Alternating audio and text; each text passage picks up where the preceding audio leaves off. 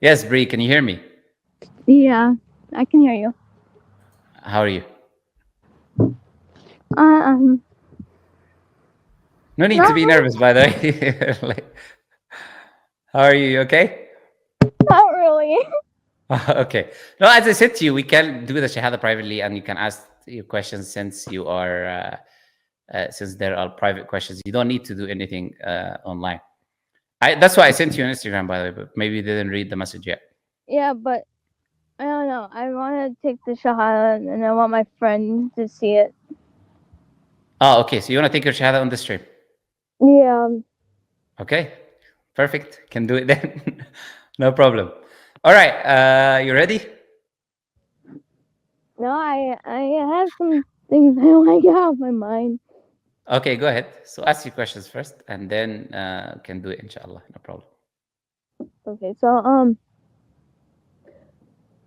I always wanted. I don't know. I can't really consider myself like a Christian Okay. because, like, my mom raised as a Christian, Okay. but and like I went to school as a Christian. Like I did I like on Wednesdays and stuff. I went to like a school, Uh-huh. and then um I don't know. I'm sorry. No, that's fine. I can tell you're Uh, nervous. It's nothing to be nervous about. But the thing is, do you believe in what Christians believe in? Like, do you believe Jesus is God, or do you believe Jesus is someone sent by God? I don't really believe in Christianity at all. Hmm. But Yes, I you don't don't know. believe in Christianity at all. Yes, I agree. So you don't believe that someone died, God came and took a human form, it was a baby, and then died for your sins, Yeah, and you don't believe in these things, right? So you yeah. don't. It's not about calling yourself a good Christian. You're not. If Christian means to follow Jesus, you're following Jesus more than the people who call themselves Christians, because Jesus didn't say he was God. The thing is, So yeah. I try to always learn about Christianity and stuff, Uh-huh. but I could never get myself to really like. I don't know. Whenever I'm like reading about it, like when I'm reading the Bible or anything, I get really uncomfortable. Like in my head, I'm like constantly like I feel like I'm hearing things, and I don't Hmm. feel comfortable like praying to myself if I'm not around someone, Okay. and I'm just like having a hard time. But like whenever I read the translation of the Quran, it everything like I just feel so relaxed, and like at nighttime I can like go to bed Hmm. and I can feel relaxed just like listening to it, or like I'll spend an hour reading the Quran and I'll pass out listening to it and I feel relaxed, and it's like I'm not like that with Christianity at all, and I feel like I don't know, I feel really uncomfortable, Hmm. and I don't know, like I always wanted to accept Islam, but like I feel like I don't know, like my mom had made a comment like saying like a few years ago, my mom made a comment when she saw a Muslim, and she like mumbled on her breath to me, like saying like Muslims are like a cult or something. And it sucks because like in my head, I want to tell my mom that I want to accept Islam so bad, and I just don't have it in me because all I can think about is her saying that Islam, like Muslims are a cult, and it sucks because like I fell in love with this religion so much, and I want to talk to her about it, and I just don't feel comfortable talking to her.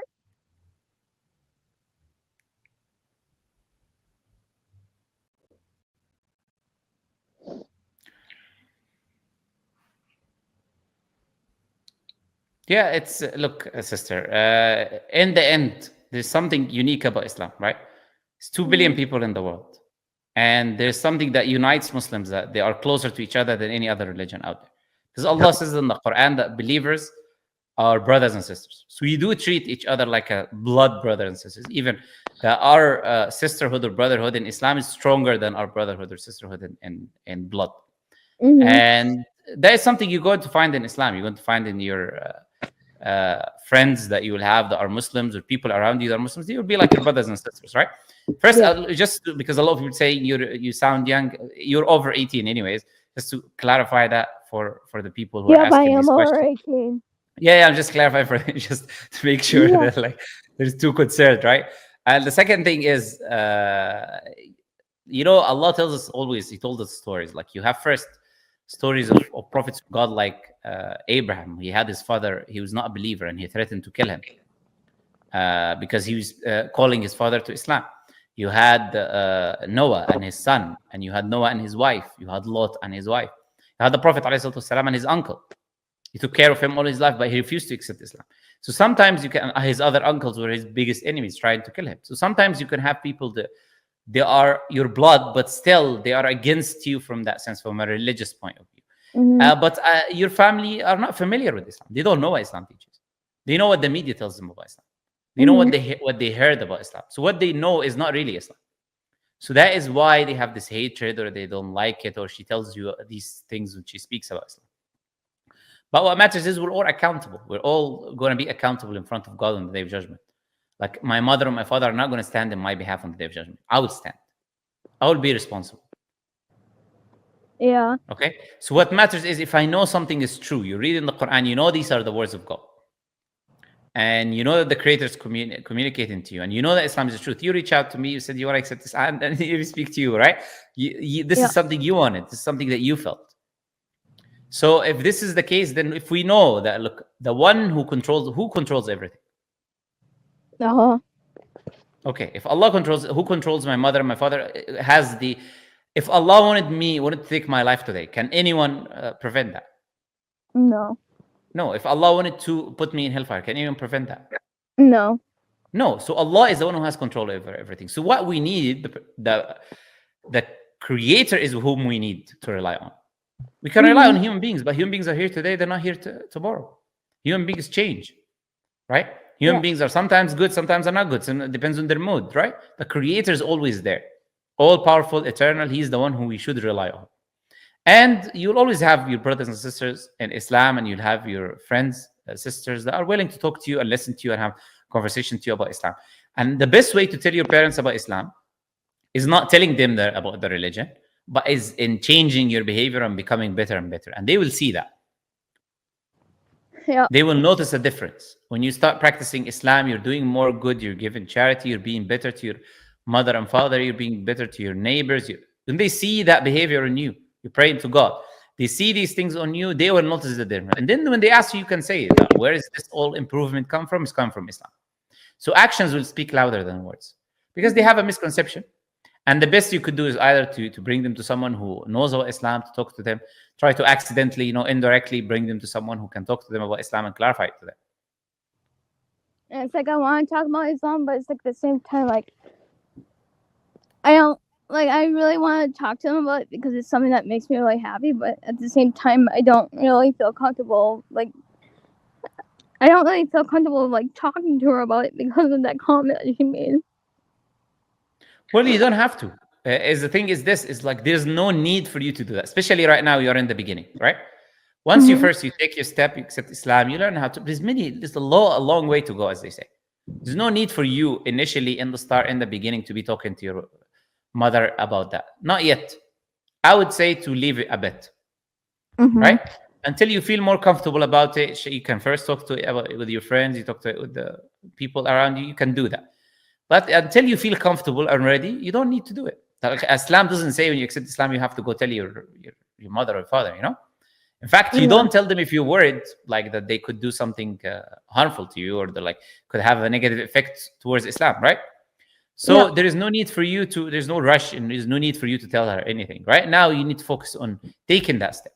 Right now, Satan is trying to use that as a way to stop you from taking a Shahada because he knows you're there. Yeah. So he's trying to use that as an excuse to make you not take that step. So you ignore that completely. And I think you take the step and you focus on that and you ignore this idea. Don't say anything to your mother for now. Just start practicing Islam. Become firm. And when you're comfortable doing it, you can do it. And then the same with basically with my boyfriend. Like I live with him and his mom. And I'm like I'm having a hard time because I want to be with him, but at the same time, I like whenever I give him a hug or if I give him a kiss or anything, I just feel like really guilty. But I Is just don't he have it in me to leave him. is he a non-Muslim or a Muslim? He's a non-Muslim. Yeah, well, look, I'll tell you the truth, sister. Look, sister. When someone accepts Islam, there are certain changes that happens in their life, right? Yeah. Like no one can lie to you and tell you that look, you're going to become Muslim and everything will remain the same. Then what's the point of becoming Muslim, isn't it? Like there's no change happening. Becoming Muslim is changing from someone who didn't used to believe in God into someone who believes in God. So what happens there is that now you want to follow the commands of God, right? Yeah. And there will be certain things that you used to do that the Creator is not okay with, and you need to change, right? Yeah. That's like, just the fact. That's just how it is. And like So- I'm willing Yeah. to change. It's just I don't have the strength in me right now to just roll everything No, over. you don't need to. You don't need to. It can be a gradual change. Nothing, and not everything has to change once. Nobody is saying accept Islam and do this and do this and do that and leave this person. No, that's not what Islam teaches you to do. In fact, Allah Azza wa Jalla, when He revealed the prohibition of alcohol, for example, He did Mhm. gradually. First, He told the people there is good and bad in the alcohol, but there is more bad than good. Then Allah told them, do not come near the prayer when you're drunk. So now it's difficult because they pray 5 times a day. So they need to stay sober a lot. Then Allah said, do not come near alcohol. So Allah took the things gradually with them because they're in the beginning of their journey. Same thing with you. You don't need to change everything, sister. You don't need to change your whole life. Right now, the important thing, this is what I'm telling you, the most important thing for you to do. You take your Shahada, you accept Islam. Then I'll connect you with the team, with the sisters, and then you learn how to pray and you continue reading the Quran. Mm-hmm. That's what matters. And then like I always have my mind so set on doing it, like taking the Shahada. But then like this whole entire week, I've been either staying up all night, just learning about Islam because like it's just something that I can't like stop learning about, or I'm either crying because I feel like I'm not good enough because I'm not willing to like do the high job and then like the whole boyfriend thing, and then like I don't feel comfortable like asking my work if I can like take a few minutes to like do a parade and stuff, and I don't know, I just get so guilty, and I get like all these thoughts in my head that tell me that I'm not gonna be able to do any of this, and I want to. You know where these thoughts come from? Did you ever wonder why you're getting so many what people will call overthinking of things that we're not even there, but you're thinking about? Do you know why you're getting? Who's giving you these thoughts? Who do you think they come from? Satan. Yes. So you know. So Satan will look for any excuse. Look, he will bring you 100 million hypothetical situations. You know, when you accept Islam, you're not even yet a Muslim. But when you accept Islam and you're not a Muslim yet, when you go to work, you're not even yet in work. And how are you gonna tell your boss, like, you're not even yet accepted Islam, right? But Satan, what he's trying to do is to bring all these hypothetical ideas, situations, scenarios, all of that, just to prevent you and stop you from taking that step forward. In reality, things are way easier than you think. Things are way easier than you think. And yeah. It just really sucks because yesterday I went in, like, not yesterday but the day before, I went in to work with like a mindset of like at least trying to like be a better, like have more patience towards customers and stuff, and like be nice and stuff. And then basically I don't know, I just got like all these thoughts in my head that I'm not good enough, like how I told you I'm not good enough in the whole high job thing. And when I was on my lunch, I was just like, I instantly thought of it, and it made me break down because I want to accept Islam so bad, and I'm having a hard, like, I want to, but I'm having a hard time like with the whole, like, I want to change and everything, and I'm just scared. But at the same time, I keep telling myself, like, if I don't accept this, like, I don't know. Basically, I want to take the Shahada so bad, but I never feel like I'm good enough. And then, like, with all those thoughts in my head, like that day when I was on my lunch, I broke down crying, and I just had this like intense feeling that I wanted to just kill myself because I just couldn't accept the fact that I couldn't, that as much as I Well, want Islam, I look, can't. look, sister. Yeah, look. Of course, you doing something like that is not it's not helping you in any way, shape, or form, right? It's not helping anyone. It's only doing that which doesn't please God, right? I'll make it very simple for you, sister. There's one. There's someone who wants you to accept Islam, and there is another person or another thing that doesn't want you to accept Islam. You know who am I talking about? Who wants you to become Muslim? Shaitan. No, who doesn't want you to become Muslim is Shaitan, right? Mm-hmm. Who wants you to become Muslim? Allah. Okay.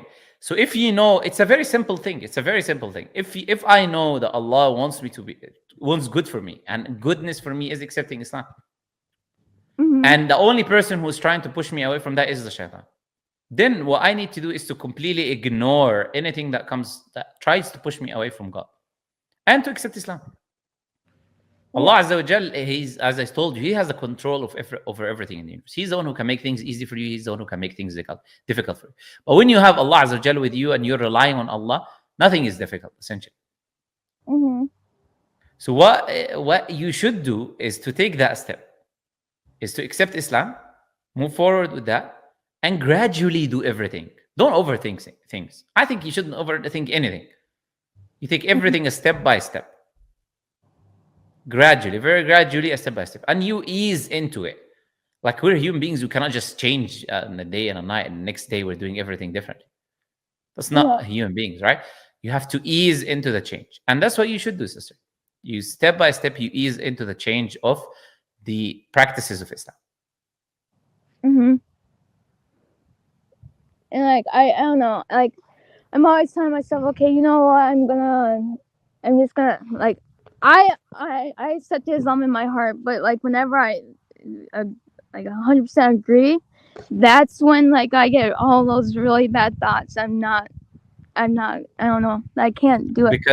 Because you're about to accept Islam and have the key to paradise. So Satan, he's freaking out. He's doing every tactic he can to send you every single idea he could send you, every single whisper he can whisper in your mind. He's doing it. Yeah. That's why you start getting these ideas, because you are about to do the thing that makes Satan lose it, essentially, which is you taking that step of the thing that will save you in the afterlife, thing which will guarantee you paradise. I don't know, because I never get those like extreme thoughts of like killing myself, but like that day I had to leave work early because I couldn't take it, and it was too much, and I wanted to immediately call you, and I'm like, oh, you know, I'll just see if my friend's available, because I'm not gonna come bother you at that time of the night. It's totally fine, sister. Look, but sometimes I don't see the messages on Instagram, right? Yeah. If I was there, I am happy to have a talk, sister. It's not an issue, right? And that's why I'm going to connect you as well with sisters that are going to be there for you anytime you want to talk to them. Send them a message, you want to speak to them on the phone, they're going to talk to you. All right. So we have a team, a support team after someone accepts Islam, and I'm going to connect you with these sisters. But what matters is that you actually take that step, sister. And you'll see the minute you take that step, you'll see that it's just like, it's whatever, all of these thoughts that you had in your mind, it was just Satan making, something very small, like the biggest thing out there. He's just making things which are small, bigger. And then, but the thing is, like, whenever I think of accepting Islam, I don't know, I feel a lot more peace with what's happening around the world. Like, I'm always worried about, the world's gonna end, and I don't know, I just freaked out, and I'm like, well, if I accept to Allah, I mean, I'll eventually be going to paradise, and it's just, I don't know, it's just believing, honestly. Yeah, do you know what it is? It's ignoring all of these thoughts and taking that step. That's what it is. Mm-hmm. And the minute you do, you're just, okay, why was I overthinking all of this? You realize that. is that just this idea of fear of change, right? But the minute the change happens, it's like it's all good. So when I do get to that time where I do feel like I can like pray at work, like how do I even like go about like talking to my? That's why I'm telling you that you don't need to overthink anything.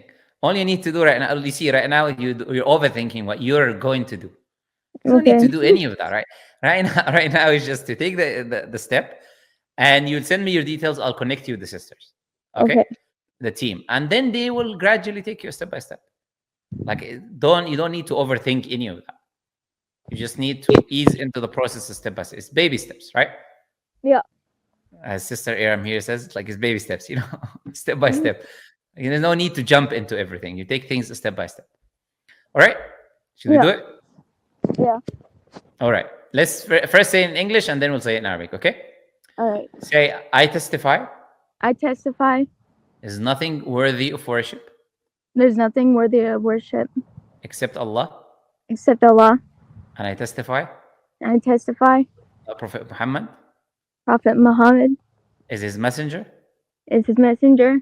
And servant. And servant. MashaAllah. This is very simple. Now I will say the same thing in Arabic very slowly, right?